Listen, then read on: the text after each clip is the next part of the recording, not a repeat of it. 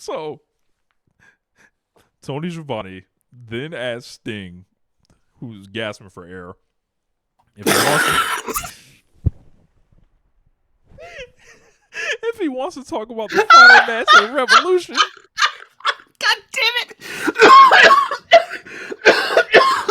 Shit! It's a gas fire. Holy shit! Oh my god! Go ahead, Rich. Go ahead. And he said, "Who's gonna be your final opponent?" And then the music fucking hits. The Young Bucks, Matt and Nick Jackson, show up, and they're finally back after months and months, or what seems like months. They have returned, and you automatically get what's going on here. They don't say a word. A word doesn't need to be said. Mustachioed, both of these gentlemen. Came back looking terrible, like usual. Nick had the all white suit on. Matt had the all black one with the jacket. It's I kind duality. of like Matt's the jacket that he had on. And it's Sting and Darby against the Young Bucks at Revolution, and man, I was like immediately, popping, losing my mind, happy the Bucks are back. And then I was like, well, against Sting and Darby, it makes sense. Like, they've won every tag match they've ever had, Sting and Darby, and who better to work with than the Bucks? But apparently, not so fast. A meltdown then ensued. Why is it the Young Bucks? Why is it this? Another round of Young Bucks delusion. Right. Another round of, people drawing up misinformation. Another round of the likes of those like Matt Coon immediately contradicting himself in public. Another round of poor FTR. Another round of people just not understanding what and who these guys are, not only to this promotion, to wrestling at large. Sting worked against the Bucks at the original Forbidden Door with Darby and Shingo against ELP and the Bucks, and said that was like the most fun he's ever had in a wrestling ring. The Young Bucks, obviously, they have more great matches than everybody, can carry people. They are going to, in Greensboro, North Carolina, they are going to put on a masterpiece of Southern-style tag team wrestling for Sting's final send-off. Suit Williams said it best. All you old motherfuckers that didn't vote for the Young Bucks at the Wrestling Observer Hall of Fame, this is for you, baby. This is it. This is gonna be it. This is going to be where they continue the lie, where they're fighting on that lie about the greatness of the Bucks and that them totally not understanding. They continue to be consumed with the hatred to not realize they're going to make Sting look like a fucking $1 million cash out there. That Sting handpicked these guys. He did not pick anybody else to work with. He's already worked with some of the other people that, Yep. not in the 2v2, but in trios. Like, he's had 2v2s with these other teams, right? Mm-hmm. Bro, they're doing all this for what, man? Like, it's just the levels of crying. I don't get it. Like,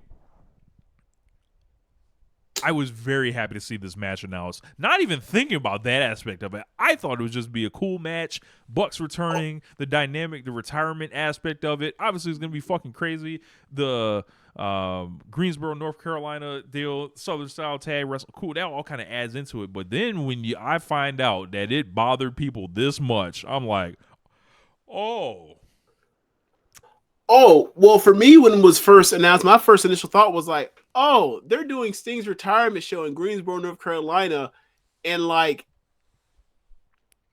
FTR clearly would have wanted this match. They didn't get it, and I thought it was fucking hilarious. Because both of them from North Carolina. They're NWA cosplay tag wrestlers, the Midnight Express or the Brainbusters, and they don't get to wrestle Sting. I thought that this was fucking hilarious. I thought it was fucking hilarious. Like, I don't know what they're doing on the show. I don't care. If they're on the show, then like, you know, hell, I would like for them to get the tag belts off of Starks and Big Bill, whatever. But like, I thought it was fucking hilarious, and like, I just knew that like there were going to be people that were going to, you know, like start the proxy war, and like I knew it was going to happen immediately, and I was like, I'm not even going to stick around to see it. I just know what's going to happen. So I sent my tweet and I left, and yeah. I already knew where it was gonna go. I already knew. Yeah, man. Can't have nothing these days. Apparently, they're gonna make it all about themselves. All this other shit. Look, man, I don't know about you, James. When I watch the Young Bucks wrestle people, it don't be feeling to me like they wrestled a match for themselves. Like, I don't like, it don't ever quite add up. These imaginary narratives. I seem to recall. I'm not even going to go down the list. You guys know the list. We're all smart here. Obviously, it's loud talk from, admittedly, people that have, I don't know, man. I don't even know how to describe it, but like, it wasn't even on like my mind at first. It was like, yo, this is cool. Sting wanted this. This is a cool match. That's enough for me. Mm-hmm. And I can't. I think wait. it's enough for most fans, but like, you know, if wait. you're online and you're involved in the discourse, then like people are gonna have sides on this, of course, because the Young Bucks are divisive because of who they are. Well, because they exist. Yeah. Yeah. We're gonna hear from them this week, so I'm sure they'll have something to say. So they got 2 months to get there, whatever they're doing with Sting. However they can make it special for them, I hope they do so, because they wasted a lot of time thus far. So even if you got to make a call to Paul Levesque and say, hey, how can you help us here? Can you provide footage? Can you do something? They'll probably tell you to go fuck yourself, but you got to call. Like, you got to try for Sting. As much as Sting has done for this promotion, he's your legend now. Like, he's like, you continue to merchandise Sting after Sting lays it down. You continue to hold the legacy of Sting after Sting lays it down. Now. Yep. You know what, Rich? I was gonna save this until Revolution, but whatever. We're here now. Remember when like Sting showed up at Winter's Coming? Yeah. And like the immediate thought was like, oh my God, is he going to politic to get the belt? Oh my God, is he? Just he's gonna be beating people left and right and all this other shit. Remember that? Yes. How'd that work out? All these years later now. I mean, he is undefeated. Was this not one of the more successful like ways to use a legend in like the history of pro wrestling? If you had to list the 5 greatest booking accomplishments of Tony Khan, the restoration and preservation of Sting is absolutely in that list. And like, it has gone in a way and grown, quite frankly, because when they first brought him in, they were like, yo, you can do cinematic matches, right?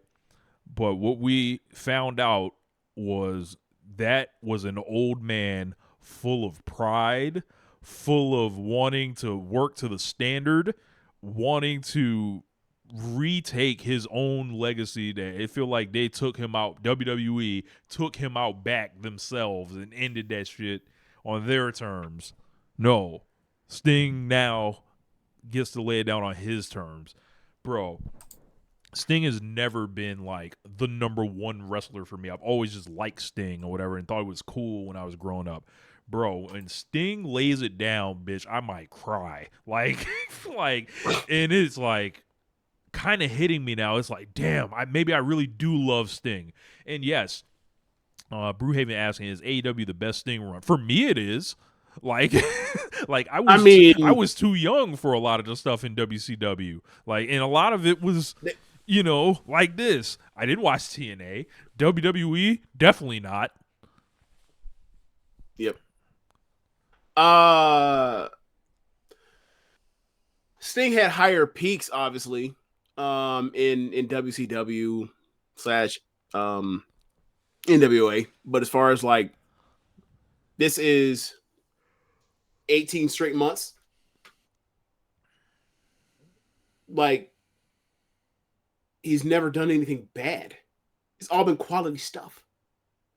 It's low stakes, sure, but it's like it's always fun. It's always a blast. The crowd's always super over for him. The matches always work. I think like he's only had like maybe like I don't know how many matches he had. 50 matches in AEW, something like that. There may have been like two that stunk or two that Bro, weren't good. no one shows It's up it's to it's really wrestle. amazing. No one shows up to wrestle Sting and mails it in. Everyone shows up for Sting out of how much they respect him, and they bust their ass in there with Sting, and Sting fucking matches them. Like, and it's like, of course he's gonna go into this match with the Bucks, and like, it's a night off, damn near. It's like this is a fucking victory lap, man. Like All right. the people that don't want to see this, it's like there's gonna be I'm sorry, I love you. There's going to be that stuff in there just for them, and I hope they get nice and worked by it. But Mm-hmm. for Sting, this is a victory lap. He's done the hard work in AEW. Now he gets essentially like to get led through the match by like at least in Nick's case, like one of the greatest minds in the history of like this business for putting matches together.